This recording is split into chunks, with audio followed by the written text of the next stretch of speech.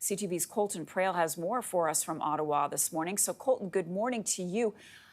Practically speaking, explain for our viewers what this latest CN Rail notice could mean for the workers. How will it impact those who are watching us right now?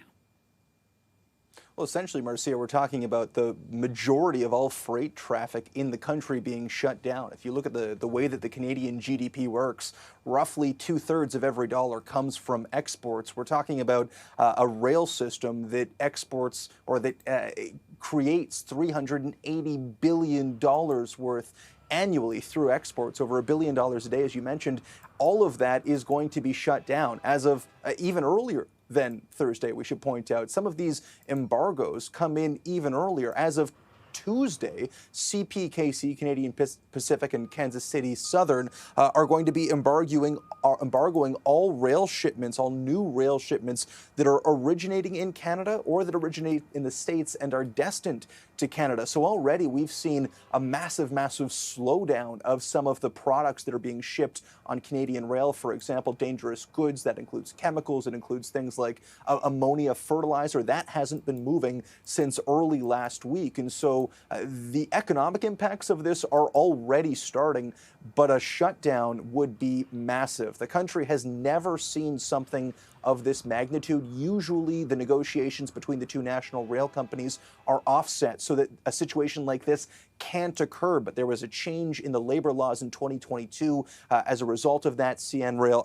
asked for an extra year to negotiate. And so now we're in this situation where both national rails could shut down at the exact same time. And this would have much bigger economic impacts than, say, the Port of Vancouver strike that we saw last year on a per-day basis. That was about $775 million a day. This, we're talking well over $1 billion. Wow. Any word from the feds on this? As you point out, things could really get messy here. Yeah, they have some tools at their disposal. Of course, the big one that everyone talks about is Section 107 of the Labor Code, which essentially says that the minister can do what he thinks is necessary and force binding arbitration to get both sides back at the table and create a deal. And if both sides are in binding arbitration, then rail flow will continue. We will see the trains pick back up and things will return to normal as that arbitration goes. However, the Labour Minister hasn't done so. In fact, he's publicly refused to do so up until this point. He wants to see more progress at the negotiating table. Now, government sources tell me that binding arbitration is still something they are considering. It's certainly not off the menu as far as what options government has and that they're considering, but it's a very different situation than, say, that Vancouver port strike we saw last year, where the government did use those powers. At the time, the majority of a deal was already in place. Government instituted those negotiations to iron out the final details, but sources tell me it was about 95% of that deal was already struck between the union and the Port Authority.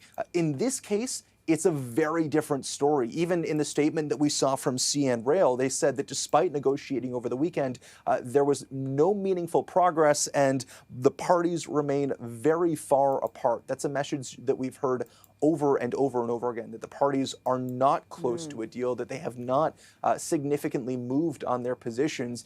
And that's part of the reason we've seen the federal government be a little reticent to use those powers, is because they're trying not to overstep in an area before the framework of a deal is in place, even as there has been immense pressure, we should say, from businesses and from those impacted by a potential work stoppage for them to do so. Colton, thanks for that update. Please keep us posted on developments this morning.